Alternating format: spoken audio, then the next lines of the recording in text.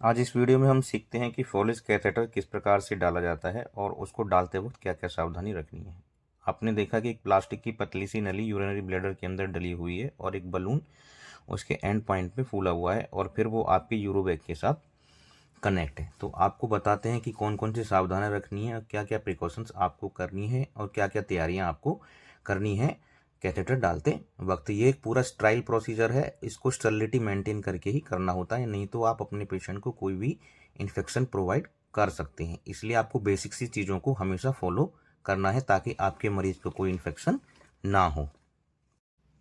Inserting a Foley's catheter involves the following steps. First is the preparation.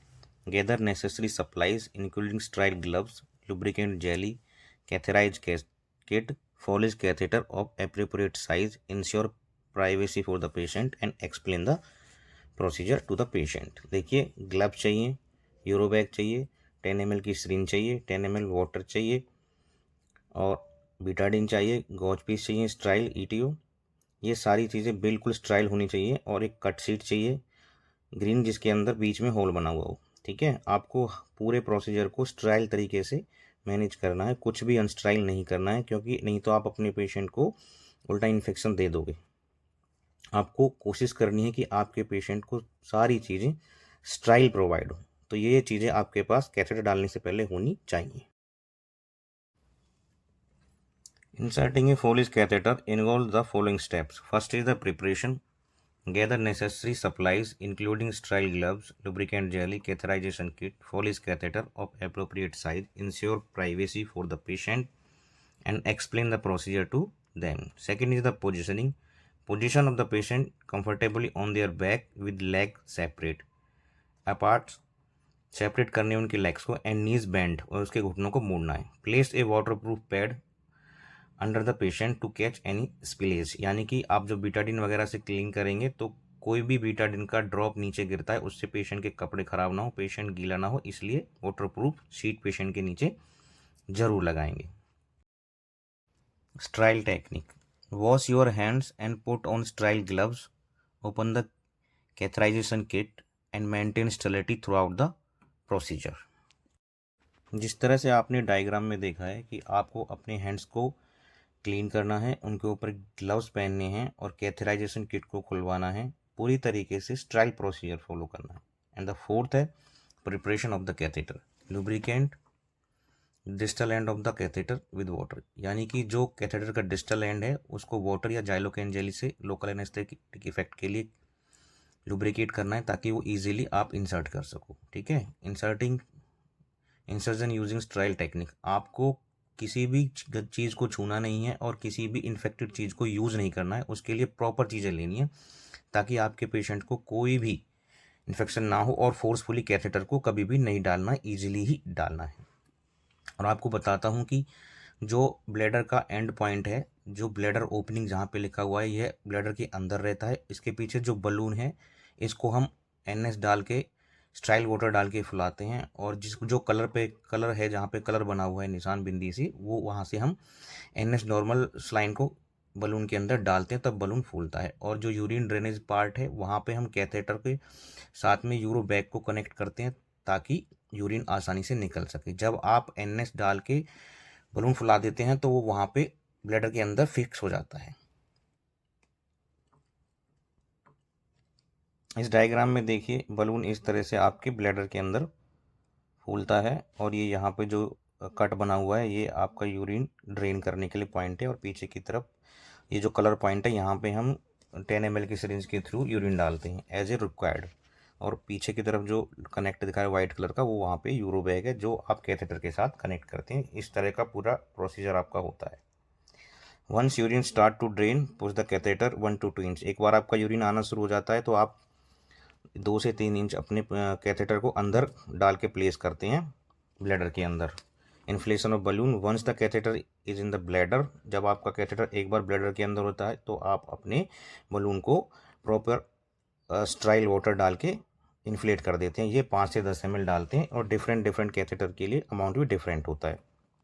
The secure the catheter in place and prevent it's from spilling out, क्योंकि जब आप इसके balloon के अंदर NS डाल के इसे फुला देते हो तो कैथेटर ईजिली से बाहर नहीं आ सकता, जब आप ज़ोर लगा के खींचेंगे तभी बाहर आता है। तो इसके बाहर निकलने से बचाव करने के लिए इसके अंदर नॉर्मल सलाइन डाली जाती है।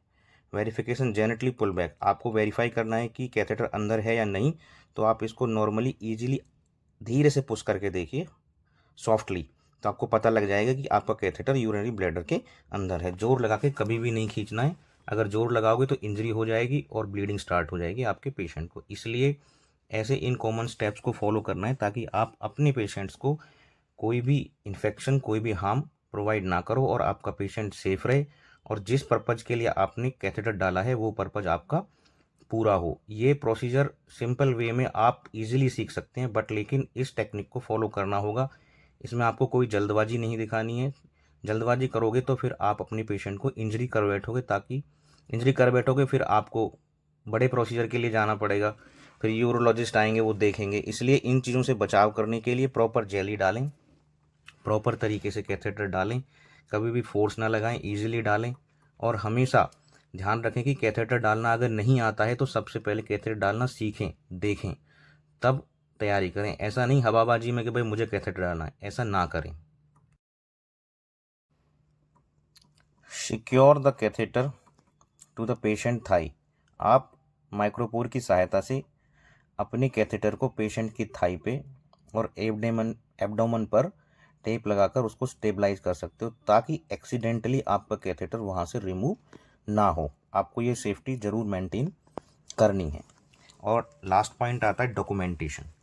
अगर आप कैथेटर डाल रहे हैं तो आपको अपने डॉक्यूमेंट्स में लिखना है कि हमने पेशेंट को कैथेटर डाला है और उस टाइम पे हमने पेशेंट को इतना यूरिन रिमूव किया है, डेट लिखना है, टाइम लिखना है, और कितने स्लाइन के साथ आपने उसके बलून को इन्फ्लेट किया है ये भी लिखना है, ताकि कहीं पे कोई वार्ड में, आईसीयू में, कहीं पे भी उस कैथेटर को निकाला जाए तो उनको पता हो कि आपने बलून के अंदर इतना नॉर्मल सलाइन डाला था, ताकि उनको कोई दिक्कत ना हो, वो इजीली समझ सके। आप नोट्स ज़रूर बनाएं और ज़रूर लिखें उसमें। और इस डायग्राम में देखिए थाई के ऊपर किस तरह से आपको टेप लगानी है और फिर किस तरह से आपको अपने यूरिन बैग को पेशेंट के लिए नीचे लटकाना है, उसकी पोजीशन किस तरह से आपको रखनी है। कभी भी यूरो बैग को पेशेंट की पोजीशन से ऊपर ना रखें, हमेशा उसको नीचे रखें और समय समय पर उसको खाली कराते रहें और उस यूरिन को चार्ट में नोट करते रहें, ताकि आपको पेशेंट का इनटेक और आउटपुट पता हो। कुछ पेशेंट्स ऐसे होते हैं जिनमें इनटेक और आउटपुट को हमें चार्टिंग करनी होती है, उसके हिसाब से पेशेंट को फ्लूइड दिया जाता है, क्योंकि बहुत सारी कंडीशंस, बीमारियां ऐसी होती हैं इनमें ज़्यादा फ्लूइड हम नहीं दे सकते और कम फ्लूइड भी नहीं दे सकते। इसलिए इस रिकॉर्ड को हमेशा मेंटेन करके रखना चाहिए। तो आपको सिक्योर करके रखना है अपने पेशेंट के कैथेटर को और लटका के रखना है और समय समय पर उसको देखना है, ताकि आपके पेशेंट्स को कोई प्रॉब्लम ना हो। इसके बाद आता है post care management. Provide comfort to the patient, ensure proper positioning of the drain bag and monitor for any signs of complication such as infection on urinary retention. तो आपको पोस्ट केयर में इन चीज़ों का ध्यान देना है कि आपके पेशेंट्स को इस तरह का कोई कॉम्प्लिकेशन तो नहीं है, ताकि आप एक अच्छे स्टाफ की तरह अपने पेशेंट की खूब सेवा कर सको और एक अच्छा नाम कमाओ, क्योंकि आपका काम है मरीज की सेवा करना और अपने काम में तरक्की पाना। इसलिए किसी भी प्रोसीजर को करते वक्त पूरी ईमानदारी रखें, स्टेरिलिटी मेंटेन करें, अपने काम पे ध्यान रखें, इधर उधर की बातों पे ध्यान ना रखें। Thank you.